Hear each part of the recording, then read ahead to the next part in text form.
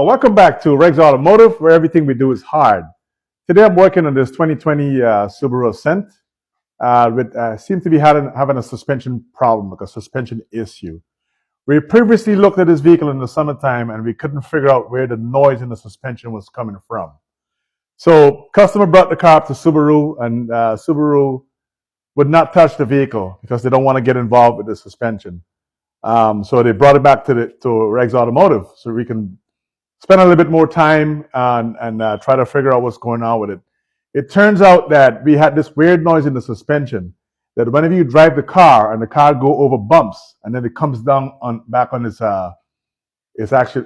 platform and the feet, you would get this weird noise from the driver's side.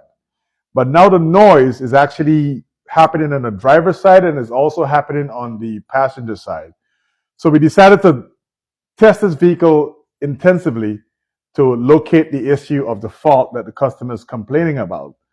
So we went ahead and put new struts in the vehicle, and the noise still appears to still be in the same location, left and right side of the suspension.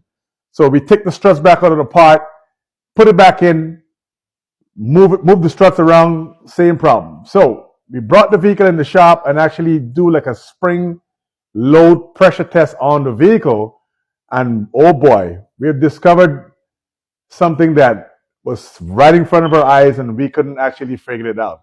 It turns out that the upper strut mount on the driver's side and the passenger side, with the spring loaded, the suspension is loaded, you can actually see the gap, a 1-inch gap in between the upper plate of the strut mount and the actual rubber part of the strut mount itself. It actually separated. But usually when the vehicle is driving on the street, you're not able to see that because you're not under the hood at the same time. So we actually called the dealership and we ordered 2 strut mounts right here. I've already installed one of them and I test drove the vehicle after that. And the driver's side is okay, but they still have a noise on the passenger side. We have the second strut mount right here, of which we actually going to go ahead and replace that strut mount in order to finally eliminate the noise from the suspension to make our customers happy. So this is what's going on with it right here. This is the old strut mount, and what I would do, I would push a screwdriver in here, and you could pry on it, and you could barely see where it's actually lifting up right there. So the rubber mount, the metal part has separated from the rubber part, and whenever you go up and down, this actually pushes through like that and makes a huge gap in between this area right here. And when it goes back down, it slams like metal to metal. So that's the noise right there. And as you can see, the strut mount, it's it's pretty tight, and it's not, it's not broken or anything like that. So it's very, really, really hard for most of the mechanics to diagnose unless they spend an extensive amount of time on it. So this is the new strut mount right here, and it's not creaking or making any kind of noise or anything like that. See that? You're not able to actually pry up on it. This actually came straight from Subaru, brand new, $111 each, which we are going to install in the car right now to eliminate the second noise on the passenger side wheel. All right, so let me just grab some tools. Get my little gloves on here real quick. Protect my hands, as you can see. And I am going to get to work on this. Dropping the strut mount out.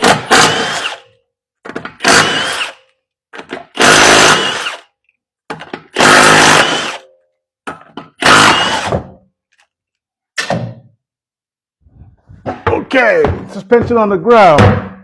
It's going to be 19 for the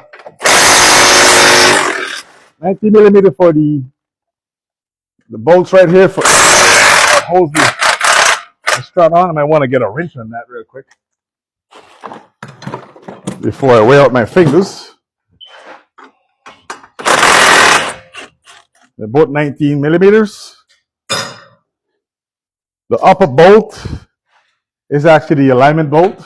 I'll go ahead and move that.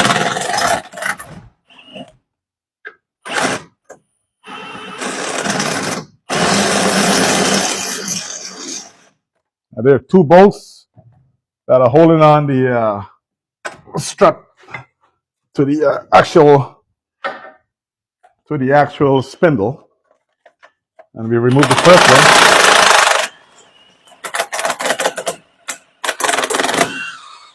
Second bolt is out, and as you can see, these two bolts, they're quite different.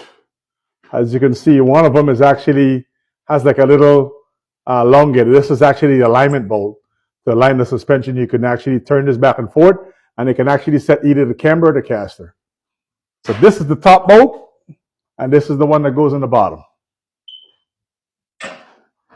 All right, so looks like the suspension is hanging right there. We're going to go ahead and remove the ABS holder. You might want to have like a bungee cord or something like that to help with the suspension. That way you don't displace the axle. I'm actually a professional, so that's why I'm doing it like this way. All right, so 12 millimeter for the brake line, brake hose. Scrap that off real quick.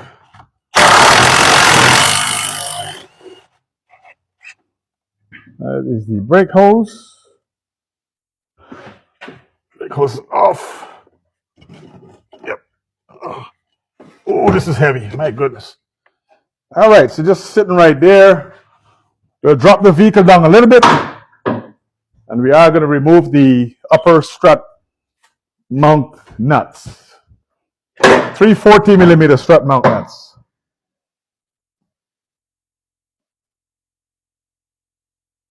So the vehicle is down.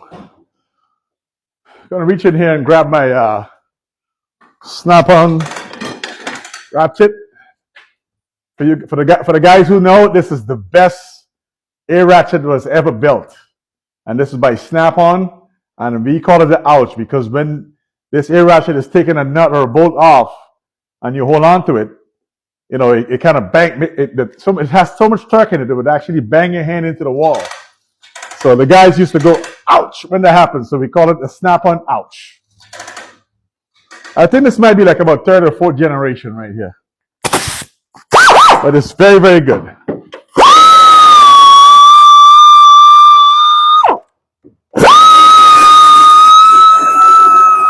You go to any garage and you hear that sound, man. Oh, lovely sound.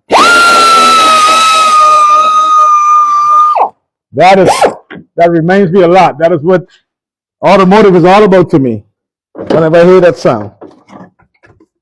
All right, so we're going to pull this strut out of here. Looks like we still have forgot to remove the stabilizer link on that. Let's blow this off real quick. Forgot to take that out.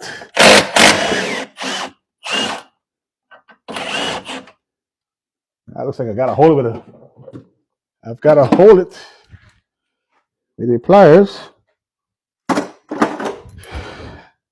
So I got everything about the stabilizer linkage. All right, so just gonna hold that up, all that. Nice pair of vice grips. You know, you hold it, it comes right off. I want to release that vice grip.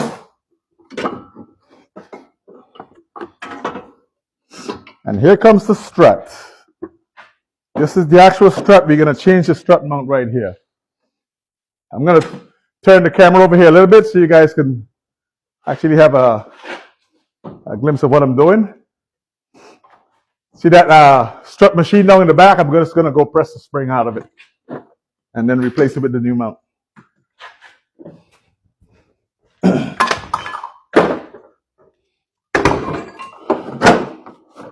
Get this creeper down from up here.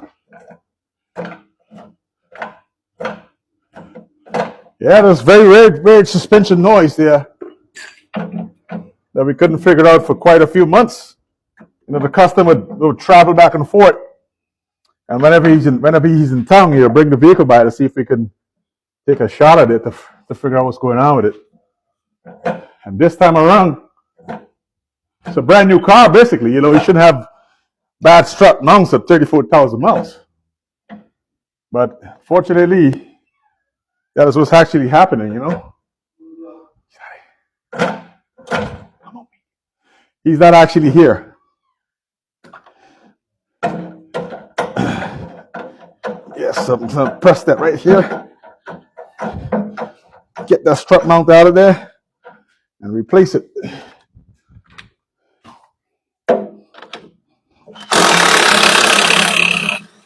All right, here she comes. She's off. She is off. Press that down.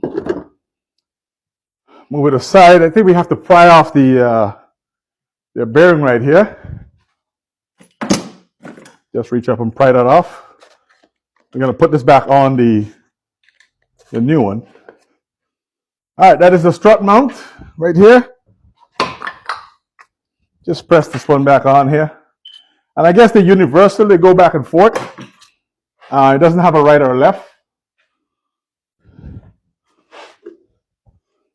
Does not appear to have a right or left side. We'll put this on. And that is on there.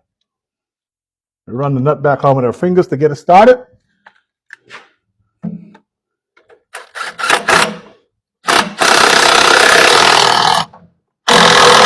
All right, looks like the strut mount has been completed. Just gonna hold this in place here a little bit too.